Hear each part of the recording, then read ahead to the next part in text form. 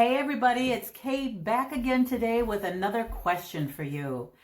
Don't be surprised on either exam, whether we're talking the PCCN or the CCRN. Don't be surprised at all to see a rhythm strip, and so I figured I'd throw one in today. So the question reads, your patient is found to be in this rhythm. The treatment of choice is... So take a look at that rhythm and we'll talk about what that is. I'm sure you know what that is. Here are our choice medications. Should we put this patient on amiodarone? Or should we give magnesium sulfate? Start lidocaine, give them lidocaine or atropine. Take a moment, look it over. Well, I'm sure you know this one already, and that is, first of all, the rhythm is torsade, right? Torsade de pois, not to be confused with torsadus des pointus, if you come from Wisconsin and pronounce every letter you see in a word. So it is a bidirectional type or polymorphic type of ventricular tachycardia. Torsade de pois actually stands for twisting of the points. The most common cause of torsade is a prolonged QT interval.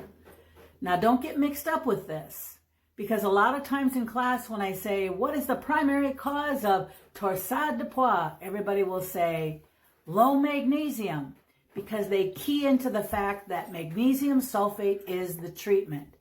But it's not a hypomagnesemia type of deal, although it is true that hypomagnesemia may cause torsade de pois.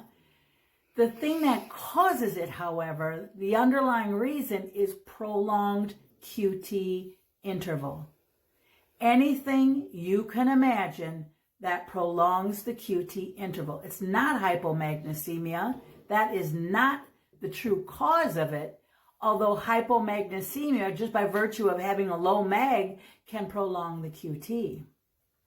So have in your mind, whatever prolongs the QT interval is something that can wind up causing torsade.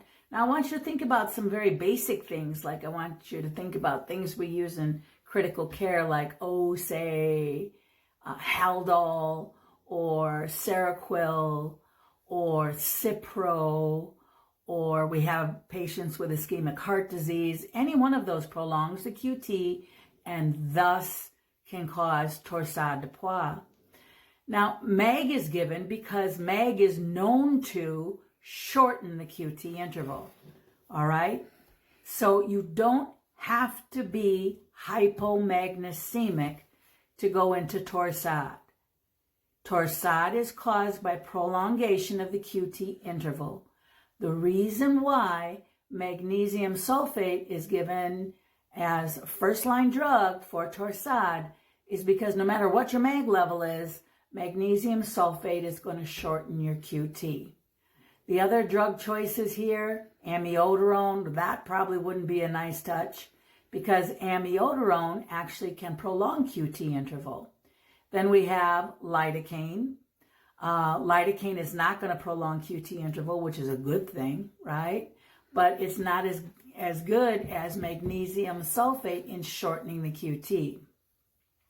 Last but not least, atropine. That's just like a distractor, right? Like nobody would choose that on the exam because, I mean, the patient's already in torsade, and giving atropine is like saying, sir, I know you're trying to die. I can make it much quicker for you by giving you atropine. And so, no, that is not something that we would give. So I hope you like my question for today. Please head over to my website, khappypresents.com.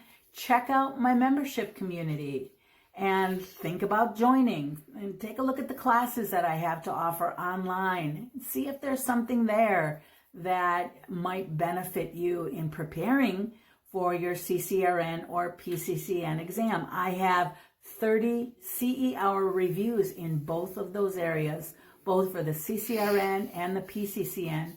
And the cool thing is if you join the membership community at the premium level, you will get the CCRN and PCCN online programs included. So that's pretty cool as well. Have a blessed day, everybody, and I'll be back tomorrow with another question. Bye-bye.